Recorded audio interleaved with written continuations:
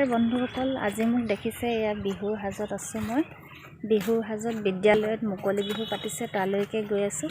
একেবাৰে তাত গৈ আপোনালোকক লগ পাম। এয়া বিদ্যালয় গৈ পোৱাৰ পাছত বাইদেৱে কণমানিহঁতৰ লগত ফটো ছেছনত লৈ আগবাঢ়িছে। আৰু এয়া আমাৰ বিদ্যালয়ৰ মুকলি বিহু গৈ মঞ্চ বিহুলৈ পৰিণত হৈছে, যিহেতু বতৰৰ বিধি পথালি। বৰ্তমান পৰিচালনা সমিতিৰ সম্পাদক ডাঙৰীয়া আৰু সভাপতি মহোদয়ে এই মঞ্চ প্ৰস্তুত কৰাত ব্যস্ত হৈ পৰিছে। আৰু এয়া আমাৰ নাচনীসকল আহিও সাজু হৈছেই। কৈ দিয়া আকৌ মুকলি বিহু কেনেকুৱা লাগিছে বুলি। মাস্ক পিন্ধিলে ক'ত লিপষ্টিক দেখিব। নাচনীবোৰ লাজ কৰিছে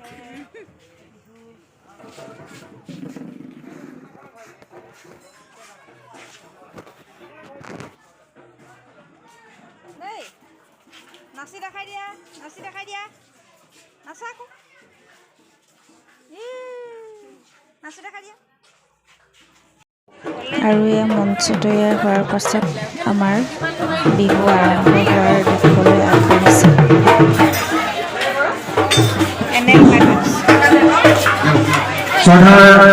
উপস্থিত আমাৰ বিদ্যালয়ৰ সন্মানীয় সভাপতি মহোদয়, সন্মানীয় অধ্যক্ষ অমিত কুমাৰ দাস ডাঙৰীয়া, আমি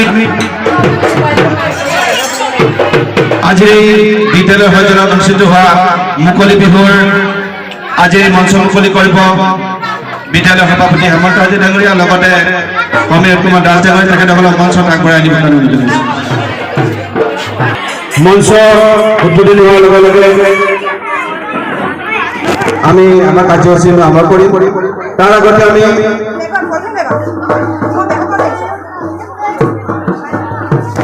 আজি মঞ্চ মুকলি অনুষ্ঠানত উপস্থিত থকা আমাৰ বিদ্যালয়ৰ সন্মানীয় সভাপতি, আমি তেখেতক এখনি ফুলাম গছৰ বিহু শুভেচ্ছা যাচিব বিচাৰিছো। আমাৰ বিদ্যালয়ৰ শিক্ষয়িত্ৰী বৰ্ণালী বৰুৱাই বাইদেউ আমাৰ হেমন্ত হাজৰিকাই এখনি ফুলাম গছৰ বিহু শুভেচ্ছা জনাব।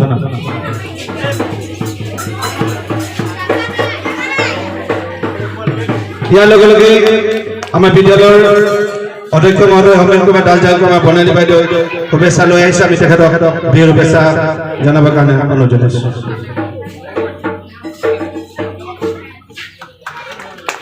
আৰু বিদ্যালয়ৰ সজুলত বিদ্যালয়ৰ তৰফৰ পৰা আমাৰ বিদ্যালয়ৰ মল্লিকা বাইদেউ অমিত কুমাৰ দাস ডাঙৰীয়াক এখনি ফুলাম গামোচা আদৰণি জনাব।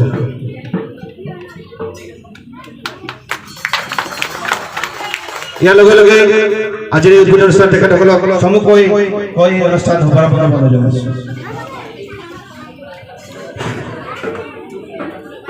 আজি কনক চন্দ্ৰ জাতীয় বিদ্যালয় দ্বাৰা আয়োজিত তৃতীয় বাৰ্ষিক মুকলি বিহু সন্মিলনৰ যিসকল ছাত্ৰ ছাত্ৰী অভিভাৱক আজি আমাৰ বিদ্যালয়ত উপস্থিত হৈছে, তেওঁলোকলৈ বিহুৰ লগ জনোৱাৰ লগতে শুভেচ্ছা জ্ঞাপন কৰি ভাৱ আহে, সেইটো আমি প্ৰকাশ কৰিব নোৱাৰোঁ।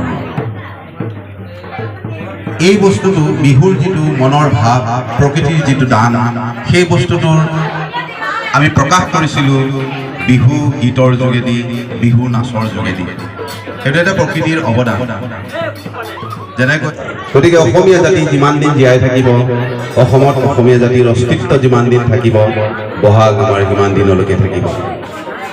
প্ৰকৃতি যিমান দিন জীয়াই থাকিব, প্ৰকৃতিৰ লতালতিকাৰে যিমান দিন পাত সলাই থাকিব, বহাগৰ আগমন আকৌ আহিব, কুলিৰ মাত আকৌ শুনিব। গতিকে বহাগৰ আমি বহাগৰ কথা কৈ উৰকি নপৰে, আমি বহাগৰ বিহুৰ বেছি ক'বলৈ প্ৰয়োজনো নাই। গতিকে আজি যি এই অনুষ্ঠানত যিসকল ছাত্ৰ ছাত্ৰী অংশগ্ৰহণ কৰিব, তেওঁলোকৰ শুভেচ্ছা থাকিল। গতিকে আমি সকলোৱে মিলি আজি অনুষ্ঠানটো সাফল্যমণ্ডিত কৰি তুলিবলৈ আৰু তোমালোকৰ লগত অকণমান ৰং ৰহস্য কৰিবলৈ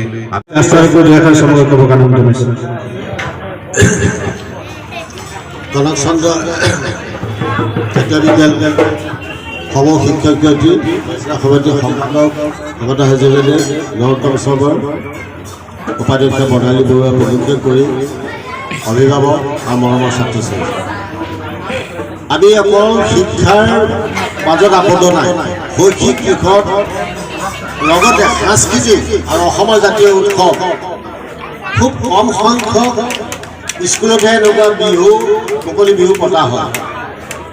আজি জাতীয় উৎসৱ বুলি ক'লে ৰঙালী বিহু, আমাৰ বিহু তিনিটা আছে, সেই তাৰ ভিতৰত ৰঙালী বিহু তিনিটা বিহু লৈ জাতীয় উৎসৱ আমি পালন কৰোঁ নতুন বৰ্ষৰ আৰম্ভ হোৱা নহয়।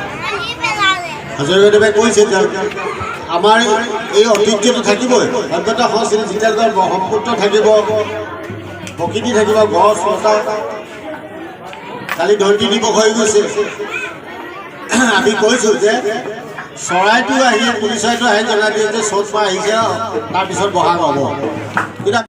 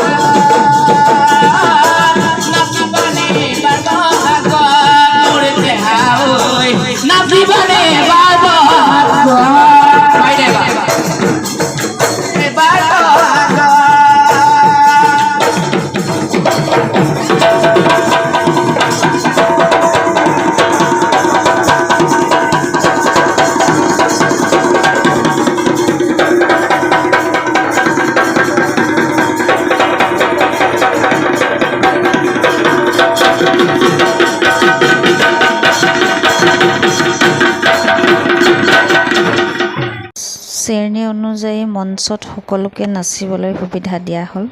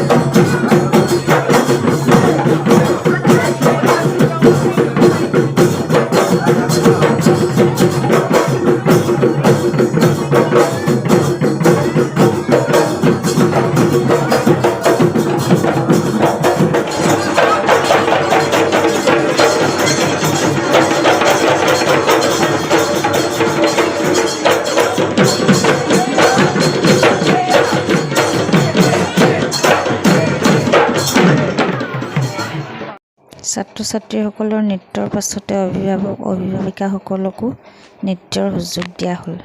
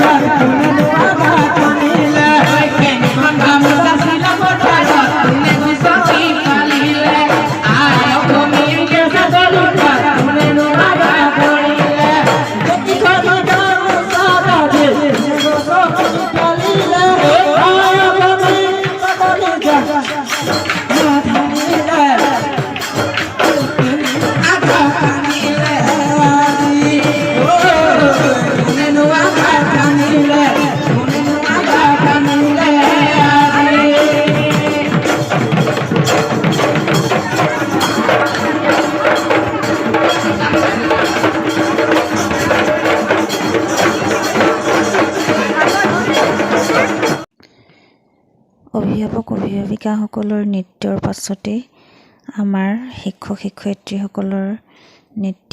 যিহেতু ৰঙালী বিহু সকলোৱে ফূৰ্তি কৰিছে, গতিকে আমিও এপাক ছাত্ৰ ছাত্ৰীসকলৰ লগতে নাচিলোঁ আৰু।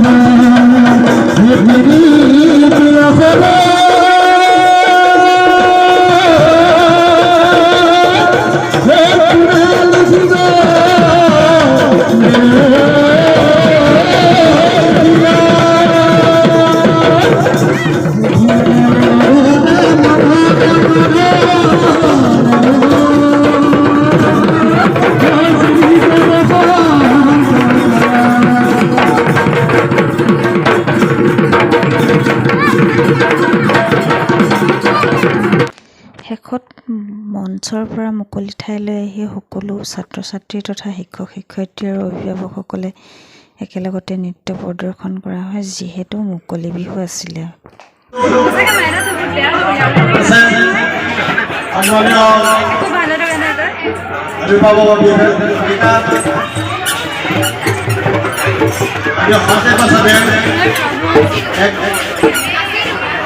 ধুনীয়া পৰিৱেশত বিহু নৃত্য দলীয়ভাৱে ভাৰতৰ বিদ্যালয়ৰ শিক্ষক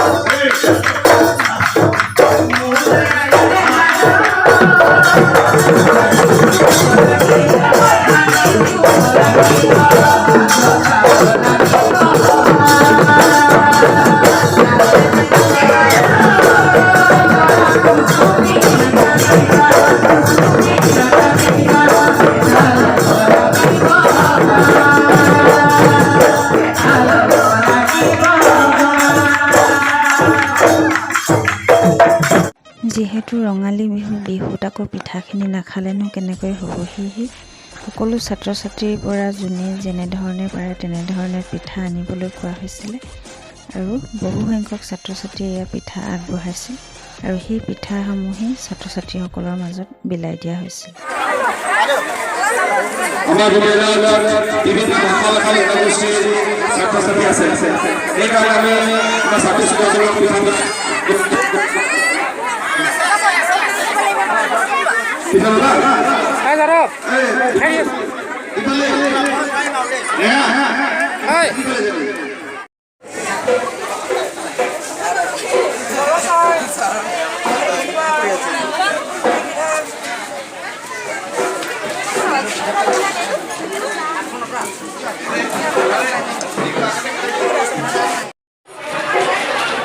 লাইনত থাকা